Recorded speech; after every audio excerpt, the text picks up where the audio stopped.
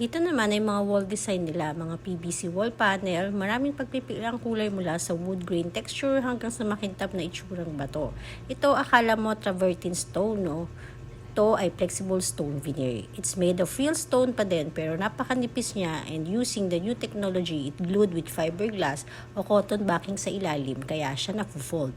Very high-tech talaga sila kaya may kita mo yung ahead nila sa atin. Ito pa yung iba nilang PVC wall panel, 100% waterproof, anti-proof at hindi binubukbok. Napakabilis i-install gamit ang adhesive o clip sa ibabaw ng kahit anong patag na dingding, kaya ng drywall o semento. Dito naman may kita yung sa outdoor flooring nila. Dito naman may kita ang iba't ibang type at sukat ng lightnings, panel lights, recessed or surface, slim o backlit para sa tamang ambience and functionality.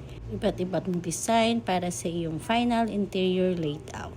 Iba't ibang home lightnings, napakadaming pagpipilian, and even the beam angle ng ilaw, mayroon sila ditong pinapakita. And the color temperature display. Dito pinapakita how China has consolidated its massive manufacturing supply chain into hyper-specialized city hubs through this kind of showroom. Instead nga naman to source out to different vendors from design and procure, nileverage na nila in one integrated hub.